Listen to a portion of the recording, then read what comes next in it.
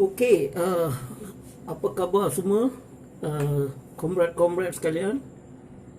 Okey, terima kasih kerana tadi ada masalah teknikal sedikit. Saya harap sekarang semua boleh tengok program live. Kita buat santai saja. Dah lama kita tak berjumpa. Dan okey, dan kepada yang masuk, saya minta maaf tadi ada sedikit masalah teknikal sedikit. Dan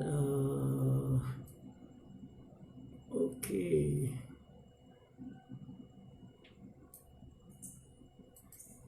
Okey. Hari ini adalah 11 hari bulan April, hari ke-25 lockout ini ya. Dan saya ingat sebelum ini sepatutnya 14 hari bulan April kita akan tamat kawalan. Tetapi kerajaan sudah menambahkan extend tempoh kawalan sehingga 28 April, sehingga akhir bulan ini. So tambah lagi 2 minggu. Ramai yang berpendapat ini adalah sesuatu yang bagus, kerana kalau mengikut kerajaan sendirilah, feedback yang mereka dapat adalah ramai yang merasakan ini adalah sesuatu yang bagus lanjutan ini. Tetapi ya, kita juga melihat bahawa saya nampak hari ini macam selepas kenyataan yang dibuat oleh Perdana Menteri, kita nampak bahawa seolah-olahnya lockdown itu sudah direlakskan. Di mana sekarang kita membenarkan beberapa industri yang kalau kita tengok, beberapa industri dibenarkan beroperasi ya. Ini mengikut MITI ya. Satu adalah industri aero angkasa. Saya tak faham mengapa kita perlukan satu industri aero angkasa continue pada masa ini no. Dia bukan pun important Lagi satu industri automobil, industri mesin dan peralatan, mungkin ada keperluan. Projek-projek pembinaan termasuk industri simen, besi dan keluli dan yang berkaitan. Dan ini melibatkan ramai pekerja. Okey, kerja-kerja terubung, penyelenggaraan, cerun dan sebagainya lah. So nampaknya ramai akan balik bekerja dalam kerja-kerja construction ini. Hai saudara Ravi. Perkhidmatan sains, profesional dan teknikal. Selepas itu, perkhidmatan kedai hardware, barangan elektrik di Selangor, kedai hardware sudah pun dibuka pada hari Isnin dan Khamis. Perkhidmatan gunting rambut lah. Kita bincang pasal gunting rambut selepas ini. Perkhidmatan dobi ya. So ini adalah beberapa industri yang MITI membenarkan. Dan ramai yang tanya, saudara Jera, ramai yang tanya mengenai industri potong rambut ini. Mengapakah rasional? Selalunya kita tahu ada desakan dari pihak majikan. Tetapi dalam isu gunting rambut ini, kita tak nampak pun golongan majikan ini pressure sangat. Dan kita nampak persatuan penggunting rambut Selangor, wilayah persekutuan, mereka tidak sokong. Kerana ada kes-kes hai bawah ni, Mofung, kita nampak di beberapa negara lain, memang orang yang bila menggunting rambut itu, social distancing itu tidak boleh dilakukan. Macam mana nak potong rambut? Takkan nak ambil gunting yang panjang lepas tu dari jauh potong rambut. Ini so saya ingat, saya pun tak faham lah macam mana Azmin Ali MITI, dia boleh berfikiran, mungkin dia rindu nak potong rambut dia ke tak tahu, saya tak faham. Tetapi ini di komen hari ini kerajaan mengatakan mungkin akan mengambil pandangan, kerana orang yang gunting rambut dia pun takut. Kerana ada kes seorang penggunting rambut telah kena COVID kerana wabak virus merebak daripada klien dia, pelanggan dia. So bukannya orang pun takut, orang yang gunting rambut pun takut.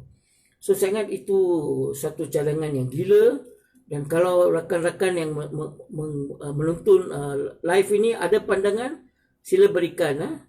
Okay, and okay, hi Nalini. Okay, lagi satu adalah saya nak pergi kepada statistik dulu. Hari ini 184. Ini sebenarnya jumlah ini sudah meningkat berbanding dengan beberapa hari yang lalu. Kalau kita tengok statistik last 4 hari, 5 hari ini adalah yang tertinggi dalam tempoh 5 hari. Okey, dan ini membawa kita kepada jumlah keseluruhannya 4,530. Okey, yang di discharge 165 hari ini juga tinggi. Okey, bagus. Dan semalam Perdana Menteri mengatakan dekat lebih 40% telah pun di discharge, satu angka yang memberangsangkan. Dan yang meninggal dunia 3 orang, membawa kepada 73. Okey, Jeraj mengatakan di Penang tak benarkan. Memang di Penang, di Negeri Sembilan pun tidak benarkan. Okey, saudara Pop, saudara Pop dari Semenyi, apa khabar? So jumlah kematian 73. Dan kalau kita tengok jumlah kematian di Malaysia ini sebenarnya agak kontrol lah, agak kurang. Kita mengucapkan tanya kepada Kementerian Kesihatan dan juga semua pihak yang involved, frontliner di Malaysia, kerana jumlah kematian di Malaysia ni adalah dalam lingkungan 1.6% daripada jumlah kes yang meninggal tu hanya 1.6%. Kalau kita tengok di dunia ini, kalau kita bandingkan angka ini di dunia, kita dapati angka di dunia adalah 21% orang meninggal dunia. Saya nak pergi sedikit kepada statistik antarabangsa. Jumlah coronavirus sudah sampai kepada 1.7 juta. Sudah lebih 1.5 million. Jumlah kematian sudah menjangkaui 103,000. Lebih 100,000 orang sudah meninggal dunia. Okey, dan yang telah recover adalah 388. So statistik antarabangsa mengatakan 21% adalah jumlah mereka yang meninggal. 21% have died. Hello Sri Eng, Florence, Pak Kim, saudara Sri Ganesh, apa khabar? Okey, so trend di Malaysia 1.6% ini adalah satu angka yang kurang. Okey. Okey. Sri Ganesh, do we need to gain approval from MITI for the barber shop? Memang COVID now, yes, semua sebenarnya all the industry yang mereka mengatakan itu boleh mulakan itu, mereka kena berbincang dengan MITI bagaimana mereka akan memulakan kerja. So they must get an approval, but the signal yang diberi itu adalah COVID itu, barber potong rambut itu is not an issue lah. Itu satu masalah.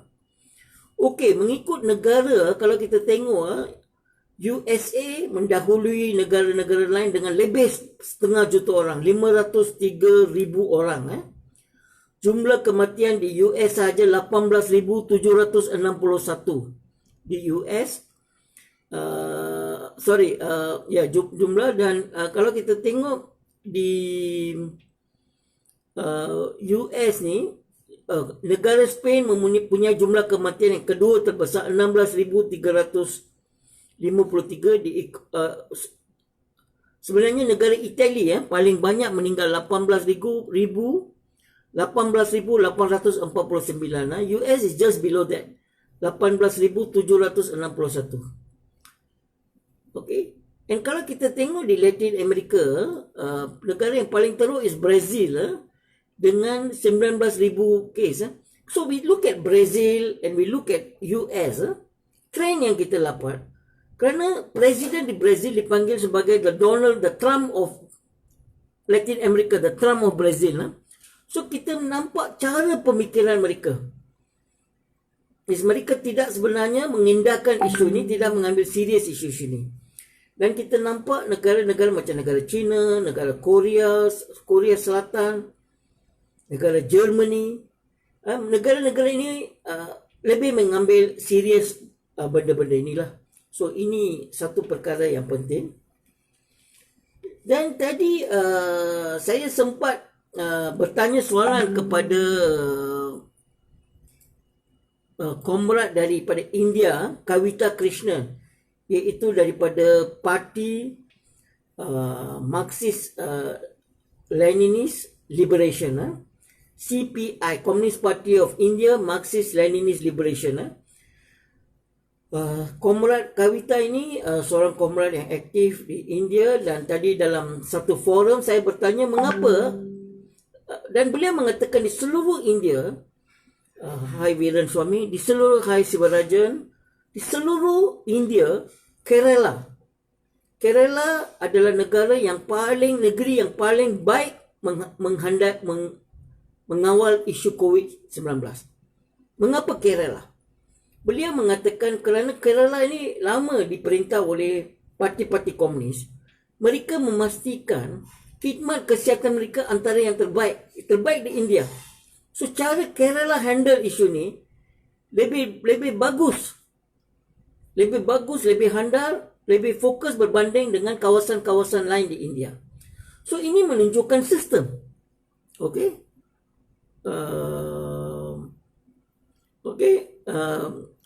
Ini menunjukkan sistem yang dibawa oleh Kerala. Negara-negara yang cuba healthcare itu, yang mengutamakan public healthcare, perkhidmatan kesihatan awam ini, telah memainkan peranan yang jauh lebih bagus berbanding dengan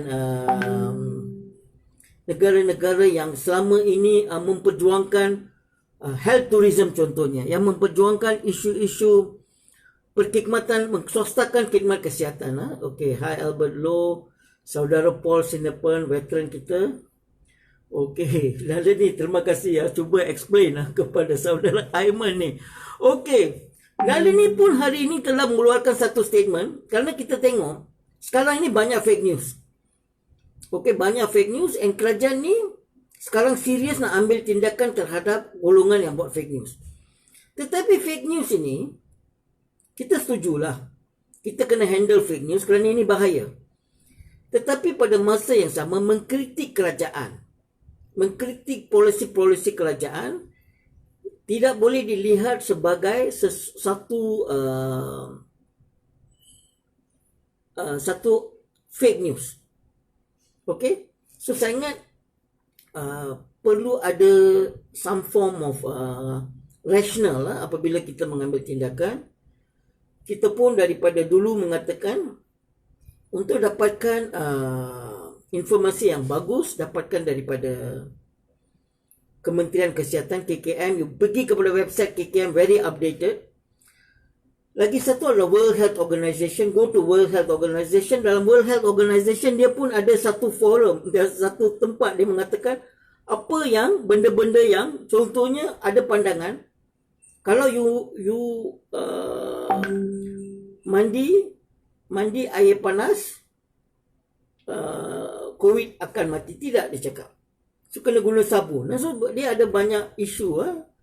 Dia mengatakan apa yang betul dan apa yang tidak betul. Macam orang cakap makan banyak garlic bagus. Dia cakap makan garlic itu bagus. Tetapi tiada scientific explanation mengatakan makan garlic itu menyebabkan virus itu. Dia bukan satu antivirus. So itu kita kena memerhatikan. So kawan-kawan, apa pandangan tentang barbershop ni? Tadi saya tengok Jairaj marah. Dia cakap in US mereka tidak membenarkan. So jika ada pandangan-pandangan, sila kemukakan saudara Amirul Jafar. Okey, saya ingat lagi satu adalah ada banyak advice apa yang patut dibuat. Saya ingat social distancing itu amat penting, especially in the coming 2 weeks pun sangat penting. So dulu ada pandangan sama ada perlu pakai mask atau tidak pakai mask. Okey, pandangan kami lah setelah mendengar banyak ini adalah pakai mask. Wear a mask, kerana wearing a mask ini membantu sebenarnya. Okay, wearing a mask helps because ia akan memastikan kalau kita punya droplet, orang punya droplet dapat dikawal lah. So saya ingat itu sesuatu yang bagus. Sekarang ni mask boleh didapati di farmasi. Banyak tempat dulu tak dapat, sekarang saya dapati banyak tempat sudah ada, dan harga mask RM1.50. Okey, di farmasi dekat rumah saya pun boleh dapat mask kan. So mask boleh dapat. Okey, and then Saudara Aznizam, Saudara Azizul, Amirul, Hema, semua apa khabar? Okey. Satu lagi isu adalah pasal Ramadan. Okey, sekarang nak musim puasa. Apa komrad-komrad Muslim kita bercakap. Okey. Saya nampak pandangan kebanyakan orang adalah kalau tidak ada pasal Ramadan, tak ada masalah. Saya tengok geng-geng kiri orang kawan-kawan saya dalam kawan-kawan Muslim dalam PSM, bila saya tanyakan soalan ini, mereka mengatakan tahun inilah kita boleh berpuasa dengan cara yang baik. Pasal dia cakap pasal Ramadan ni dia actually just something extra lah. Okay, so ini sepatutnya makna sebenar puasa tahun ni akan lebih bermakna tanpa pasal Ramadan. Setiap keluarga prepare makanan masing-masing dan makan, dan kita tahu banyak juga wujud konsep kebaziran masa bulan Ramadan, dan ini out of the concept yang cuba dibawa oleh bulan Ramadan tersebut. So ada komen tentang itu, sila bagi pandangan anda. Hai saudara Jiwin. So okey, Jiwin cakap banyak farmasi tak ada mask. Dah check. Okey, betul. Mungkin mungkin saudara Jiwin di Johor. Tetapi saya ingat lagi satu cara adalah buat mask sendiri Buat mask sendiri itu agak senang Ini nak ajar ni. Ambil sapu tangan. Okey, sapu tangan yang macam ni. Okey. Lipat.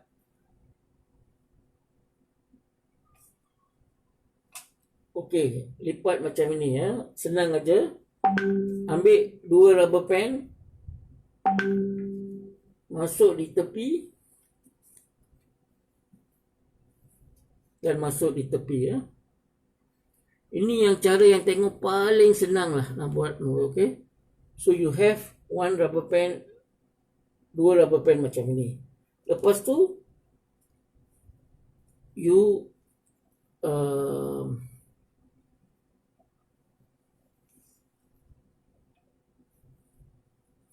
you fold it belakang macam ni. Okay, and then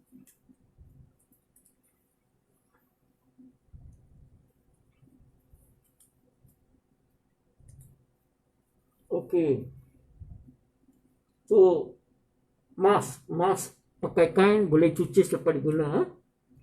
Okay, and you have to fold the end. Betul apa yang cakap, you have to fold di tepi masuk the side and then you fold di belakang macam ni. Okay, so saya ingat ini cara kalau tak ada mask, dapatkan mask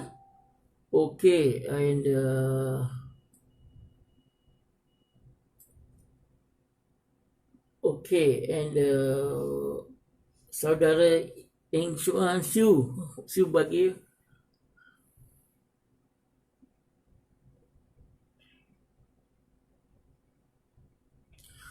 saudara Wiren Suami saya ingat ini satu on question of Sekarang ada banyak kuasa diberikan kepada polis. Macam di Malaysia sekarang tentera juga telah memainkan peranan yang lebih ya. Dan ini mewujudkan satu kegusaran, kerisauan. Selepas ini, COVID ini, tentera dan polis ini dapat dikera. Saya ingat itu adalah satu concern yang amat wajar yang dibawa oleh saudara Viren Suami.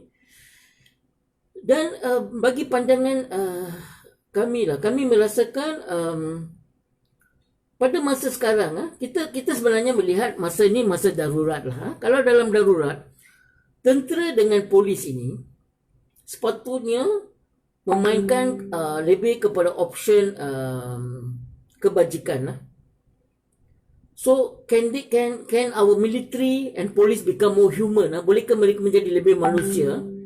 Di mana mereka lebih menjadi kepada jentera kerajaan untuk memastikan di beberapa negara macam di Spain, saya tengok tentera digunakan untuk mengambil alih kilang untuk mengeluarkan bahan-bahan ubat contohnya.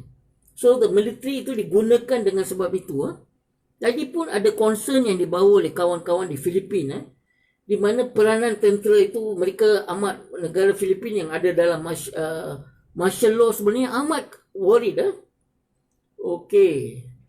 So saya ingat ini kita harus melihat lah.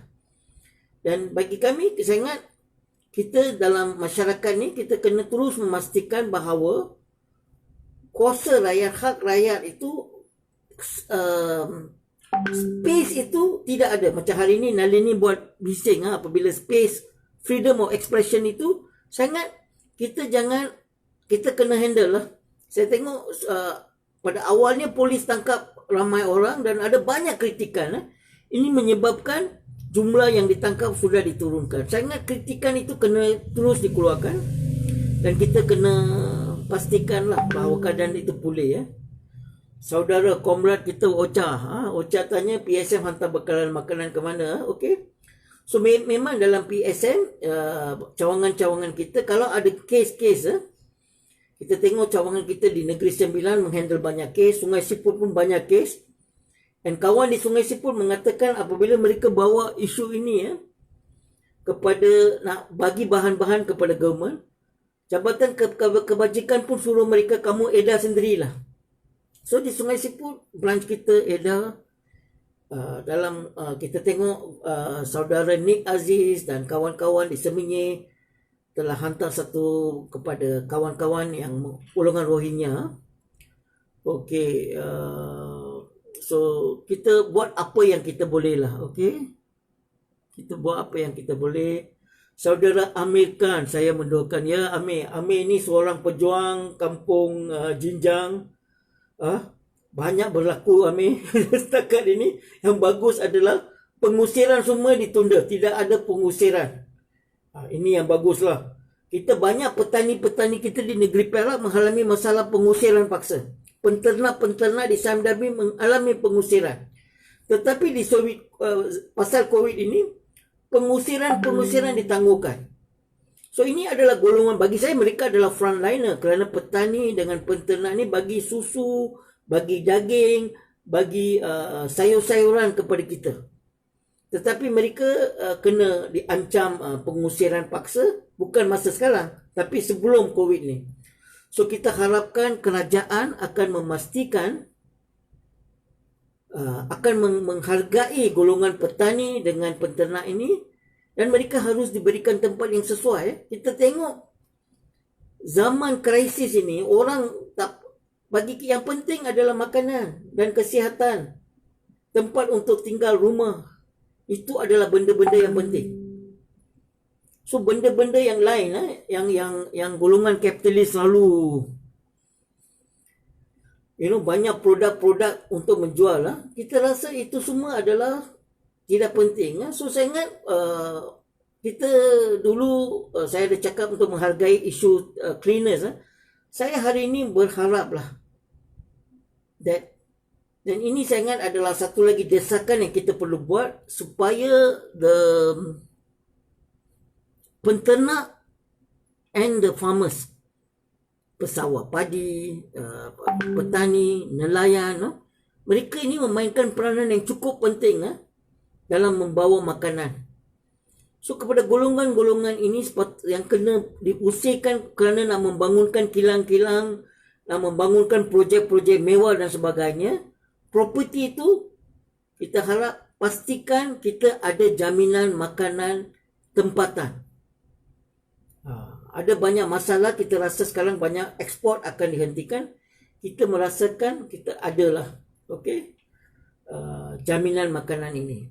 Saudara Bala Morgan dan rakan-rakan.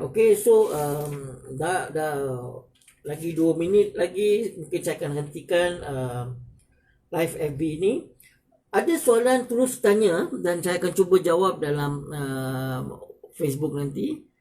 Santa Permal banyak buat translation. Jaya Raj. And then